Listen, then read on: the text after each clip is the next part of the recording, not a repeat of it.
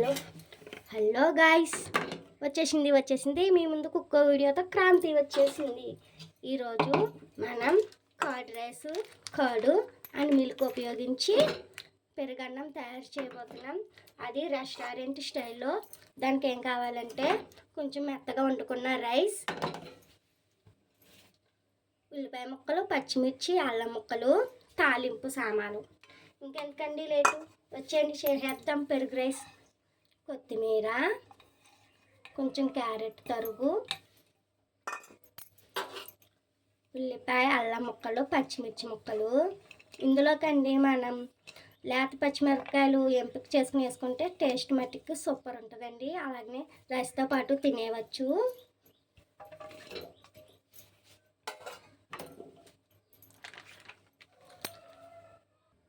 ఇంకోండి, ఈ రైస్కి తగ్గట్టు సాల్ట్ వేసుకోవాలి. రైస్ మొత్తం సాల్ట్ కలిసిలా కలుపుకోవాలండి మనం ఒకసారి.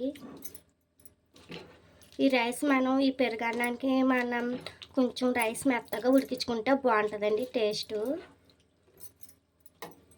ఇందులోనే కొంచెం వెన్న, ఎల్లో బటర్ ఉంటుందండి, అది వేయకండి, వైట్ బటర్ వేసుకోవాలి. రెస్టారెంట్ స్టైల్ క్రీమీ టెక్స్చర్ వస్తుందండి, దానికోసం. కమ్మగా కూడా ఉంటుంది.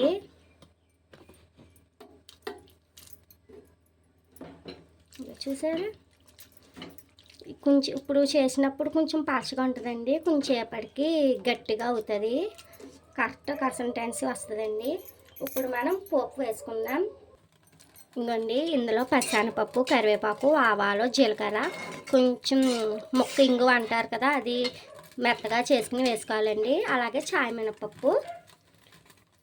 ఇప్పుడు మనం కొంచెం టేస్ట్కి, గార్నిష్కి రెండిట్లకు ఉపయోగపడుతుందండి, కాజు వేస్తున్నాం.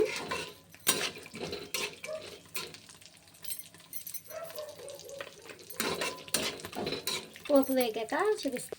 ఇంకండి, చూసారా, పోపు అస్సలు మాడకూడదు, క్రంచీగా వేగాలి, అది గుర్తుపెట్టుకోండి. పోపు వేగిపోయింది.